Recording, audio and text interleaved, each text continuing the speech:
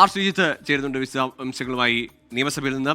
ശ്രീജിത്ത്, തുടർച്ചയായ രണ്ടാം ദിവസവും ഈ അടിയന്തര പ്രമേയം ചർച്ചയ്ക്കെടുക്കുന്നു. ആ ചർച്ച അവസാനം അലസിപ്പിരിക്കുന്നു. ഈ മറുപടി പൂർത്തിയാക്കുന്നതിന് മുൻപ് തന്നെ പ്രതിപക്ഷം പുറത്തേക്ക് പോകുന്നു. എന്താണ് അവിടെ പ്രതിപക്ഷത്തെ പ്രകോപിപ്പിച്ചത്? ഈ എൻ ശംസുദ്ദീൻ MLA യുടെ പരാമർശത്തെ ചൊല്ലി അവിടെ ഒരു തർക്കമുണ്ടായല്ലോ.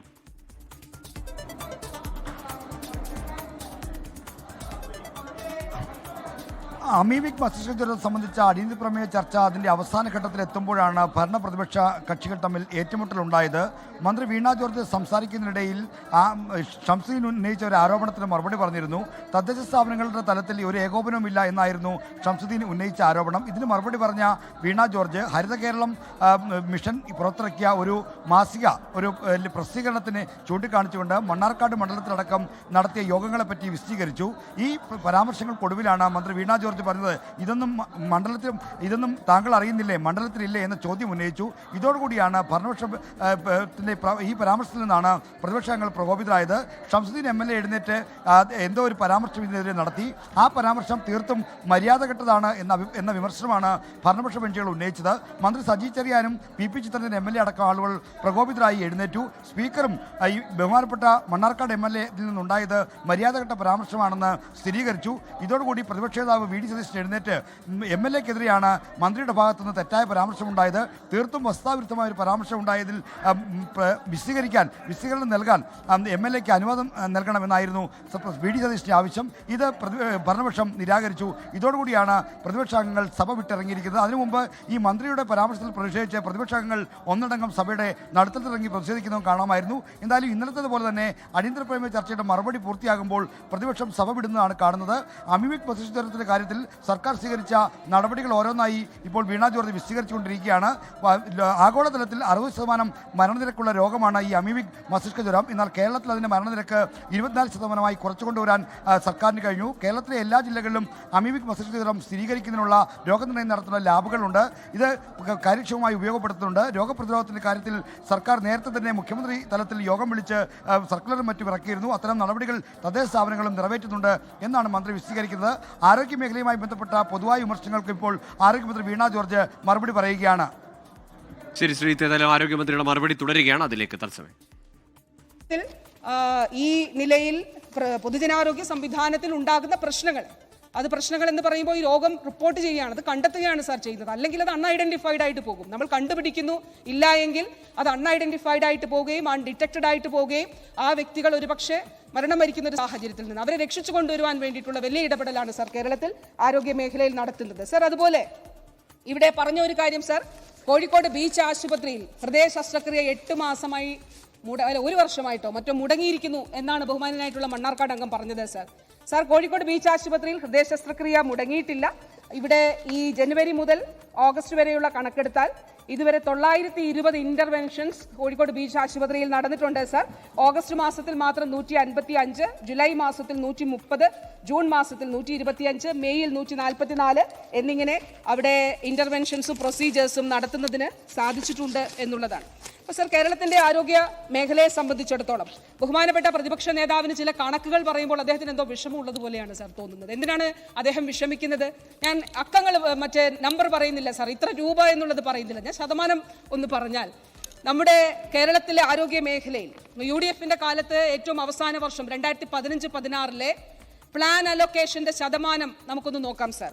ആ പ്ലാൻ അലൊക്കേഷന്റെ ശതമാനം നോക്കുകയാണെങ്കിൽ 5% അവർ ആരോഗ്യ മേഖലയ്ക്ക് വേണ്ടിയിട്ട് ചെലവഴിച്ചിട്ടുള്ളത്.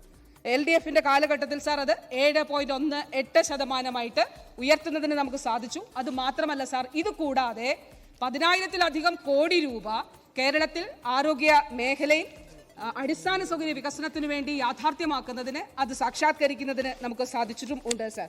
അതുകൊണ്ട് തീർച്ചയായിട്ടും കേരളത്തിൻ്റെ പൊതുജനാരോഗ്യ സംവിധാനത്തെ സംബന്ധിച്ചിടത്തോളം ഇവിടെ ഉയർന്നു വന്നിട്ടുള്ള ഒരു ആശങ്ക, അതിന് അടിസ്ഥാനമില്ല. നമുക്കതിനൊരു കരുതൽ വളരെ ശക്തമായിട്ട് എടുത്തുകൊണ്ട് പ്രതിരോധ നടപടികൾ സ്വീകരിക്കുക എന്നുള്ളത് തന്നെയാണ് സാർ അതിലേറ്റവും പ്രധാനപ്പെട്ട കാര്യം. അതിലെന്തൊക്കെ സാധ്യമായിട്ടുള്ള കാര്യങ്ങൾ സംസ്ഥാന സർക്കാരിന് ചെയ്യാൻ കഴിയുമോ അത് തീർച്ചയായിട്ടും ചെയ്യും. ഇന്നവരിവിടെ ഇല്ല എങ്കിലും കേരളത്തിലെ പ്രതിപക്ഷത്തിന് ക്രിയാത്മകമായിട്ടുള്ള എന്തെങ്കിലും നിർദ്ദേശങ്ങൾ ഇതുമായി ബന്ധപ്പെട്ട് മുന്നോട്ട് വെക്കാനുണ്ടെങ്കിൽ തീർച്ചയായിട്ടും അതും സ്വീകരിക്കുവാൻ കേരളത്തിൽ സർക്കാർ തയ്യാറാണ് എന്നുള്ളത് കൂടി സാർ ഈ അവസരത്തിൽ പറയട്ടെ. അതോടൊപ്പം നമ്മുടെ വിവിധ കാലഘട്ടങ്ങളിൽ, പ്രത്യേകിച്ച് UDF-ന്റെ കാലഘട്ടത്തിൽ സാർ ഇവിടെ പറയുകയുണ്ടായി, നമ്മളെ അത്ഭുതപ്പെടുത്തുന്നതും നമ്മളെ ദുഃഖിപ്പിക്കുന്നതുമായിട്ടുള്ള കാര്യമാണ് സാർ. കേരളത്തിൽ സർക്കാർ ആശുപത്രികളിൽ ഒന്നും നടക്കുന്നില്ല എന്നുള്ള UDF-ന്റെ പ്രതിപക്ഷത്തിന്റെ പ്രചരണം സാർ. സാർ എന്റെ കയ്യിലിരിക്കുന്ന കുറെ പേപ്പറുകൾ, 1-2 മിനിറ്റോ സാർ. അപ്പൊ അതിൽ സർക്കാർ ആശുപത്രി, ഇപ്പൊ UDF-ന്റെ കാലത്തെ ഒരു കാര്യമാണ് സാർ, ഞാനിത് പ്രത്യേകമായിട്ട് എടുത്തു പറയാനായിട്ട് ആഗ്രഹിക്കുന്നു. സർക്കാർ ആശുപത്രികളിൽ ലാബ് സൗകര്യമില്ല, രോഗികൾ സ്വകാര്യ ലാബുകളിലേക്ക് പോകുന്നു. UDF-ന്റെ കാലത്തെയാണ് സാർ. 250 ലാബ് തുടങ്ങുമെന്ന പ്രഖ്യാപനം നടപ്പായിട്ടില്ല. UDF-ന്റെ കാലഘട്ടത്തിലെ ഒരു പത്ര കട്ടിംഗ് ആണ് സാർ. സാർ ഇനി തൊട്ടടുത്ത ദിവസം ബഹുമാനപ്പെട്ട മുഖ്യമന്ത്രി കേരളത്തിലെ 885 ആരോഗ്യ കേന്ദ്രങ്ങളിലും CHSകളിലും ഉൾപ്പെടെ സാർ ഏതാണ്ട് 1500-ലധികം സ്ഥാപനങ്ങളിൽ ലാബുകൾ അത് തുടങ്ങിക്കൊണ്ട്, ഉള്ളത് സ്ട്രെങ്തൻ ചെയ്തുകൊണ്ട്, ഇല്ലാത്തയിടത്ത് തുടങ്ങിക്കൊണ്ട് കേരളത്തിൽ അതിവിപുലമായിട്ടുള്ളൊരു ലാബ് ശൃംഖല നമ്മൾ തീർത്തിരിക്കുകയാണ് സാർ. അതിൻ്റെ എല്ലാ പ്രവർത്തനങ്ങളും പൂർത്തിയായി കഴിഞ്ഞു. ഇന്ത്യ പോസ്റ്റുമായിട്ട് എഗ്രിമെന്റ് വെച്ചുകൊണ്ട് നിർണയ എന്ന പേരിൽ അതിവിപുലമായിട്ടുള്ള ഹബ് ആൻഡ് സ്പോക്ക് മോഡലിൽ അത് കേരളത്തിന്റെ ഏത് ഗ്രാമപ്രദേശത്തെയും അതോടൊപ്പം വലിയ ലാബുകളെയും, അതായത് സർക്കാർ സംവിധാനത്തിലുള്ള ലാബുകളെയും ബന്ധിപ്പിക്കുന്ന നിലയിലേക്ക് നിർണയ എന്ന രോഗപരിശോധനയിൽ കൃത്യത പാലിക്കുന്നതിനും സ്റ്റാൻഡർഡൈസേഷൻ അത് ഉറപ്പാക്കുന്നതിനും വേണ്ടിയിട്ടുള്ള ഒരു വലിയ ഇടപെടൽ കേരളത്തിന്റെ പൊതുജനാരോഗ്യ സംവിധാനത്തിൽ ഉണ്ടായിരിക്കുകയാണ്. അപ്പോൾ തീർച്ചയായിട്ടും ഇതുൾപ്പെടെയുള്ള മാറ്റങ്ങളാണ് സാർ. ഇങ്ങനെയാണ് നമ്മുടെ ആരോഗ്യ മേഖലയിൽ ഉണ്ടായ മാറ്റം. അതുകൊണ്ട് ഈ സർക്കാർ ചെയ്യുന്ന കാര്യങ്ങൾ അത് ഏത് മേഖലയാകട്ടെ, ഇൻഷുറൻസ്, സൗജന്യ ആരോഗ്യ പരിരക്ഷയാകട്ടെ, ചികിത്സാ സംവിധാനങ്ങളാകട്ടെ, മെഡിക്കൽ കോളേജുകൾ, ഇപ്പോൾ പൊതുജനാരോഗ്യ നിയമം സാർ, പൊതുജനാരോഗ്യ നിയമം ഈ സർക്കാരിന്റെ കാലഘട്ടത്തിൽ ഈ നിയമസഭയാണ് സാർ അതുവരെ ഉണ്ടായിരുന്ന 2 നിയമങ്ങൾ റിപ്പീൽ ചെയ്തുകൊണ്ട്, തിരുവിതാംകൂർ കൊച്ചി നിയമവും മദിരാശി നിയമവും റിപ്പീൽ ചെയ്തുകൊണ്ട് പുതിയ കേരള പൊതുജനാരോഗ്യ നിയമം ഏകാരോഗ്യത്തെ അടിസ്ഥാനമാക്കി ചെയ്തത്. ബഹുമാനപ്പെട്ട അംഗം ഇവിടെ പറഞ്ഞ വിഷയം പ്രാദേശികമായി അവിടെ സോൾവ് ചെയ്യാൻ കഴിയും. മെഡിക്കൽ ഓഫീസർ ഉൾപ്പെടെ, പഞ്ചായത്തിന്റെ പ്രസിഡന്റ് ഉൾപ്പെടെ, അല്ലെങ്കിൽ മുനിസിപ്പാലിറ്റിയുടെ ചെയർപേഴ്സൺ ഉൾപ്പെടെ, പൊല്യൂഷൻ കൺട്രോൾ ബോർഡും വാട്ടർ അതോറിറ്റിയും മറ്റ് വെറ്റിനറി ഡിപ്പാർട്ട്മെന്റും എല്ലാ ഡിപ്പാർട്ട്മെന്റിന്റെയും പ്രതിനിധികൾ ഉൾപ്പെടെ ഇരുന്നുകൊണ്ട് പഞ്ചായത്ത് തലത്തിൽ പരിഹാരം ഉണ്ടാക്കാം, അവിടെ പരിഹാരം ഉണ്ടായില്ലെങ്കിൽ ജില്ലാ തലത്തിൽ പരിഹാരം ഉണ്ടാക്കാം, അവിടെയും പരിഹാരം ഉണ്ടായെങ്കിൽ സ്റ്റേറ്റ് തലത്തിൽ പരിഹാരം ഉണ്ടാക്കാനായിട്ട് കഴിയും സാർ. ആ നിലയിൽ കേരളത്തിന്റെ പൊതുജനാരോഗ്യ സംവിധാനത്തെ വളരെ സ്ട്രക്ചേർഡ് ആക്കിയിട്ടുള്ള ഒരു കാലഘട്ടം കൂടിയാണിത് സാർ. അന്നും എനിക്ക് തോന്നുന്നു ഇതുപോലെ ആ പൊതുജനാരോഗ്യ നിയമത്തിന്റെ നിർമ്മാണത്തിൽ നിന്ന് അതിൽ ഉൾപ്പെടാതെ ചർച്ചകളിൽ പങ്കെടുക്കാതെ മാറിപ്പോയവരാണ് ഇന്ന് വാസ്തവത്തിൽ ഈ ഒരു വിഷയം ഇന്ന് സഭയിൽ ഉന്നയിച്ചിരിക്കുന്നത് എന്നുകൂടി ഇവിടെ പറയട്ടെ സാർ. തീർച്ചയായിട്ടും ഈ അമീബിക് മസ്തിഷ്ക ജ്വരവുമായിട്ട് ബന്ധപ്പെട്ടിട്ടുള്ള കാര്യങ്ങളിൽ വളരെ ശ്രദ്ധയോടെ, ജാഗ്രതയോടെയുള്ള പ്രവർത്തനങ്ങൾ കേരളത്തിൽ ആരോഗ്യ വകുപ്പ്, സംസ്ഥാന സർക്കാർ എടുക്കുന്നുണ്ട്. അതിൽ പ്രതിരോധമാണ് ഏറ്റവും പ്രധാനപ്പെട്ട കാര്യം. ഞാൻ ഈ പറഞ്ഞ കാര്യങ്ങൾ അത് ആവർത്തിക്കുന്നില്ല സാർ. അത് കൃത്യമായി നടത്തി മുന്നോട്ട് പോകണം എന്നുള്ളത് തന്നെയാണ് പറയാനായിട്ട് ഉള്ളത്.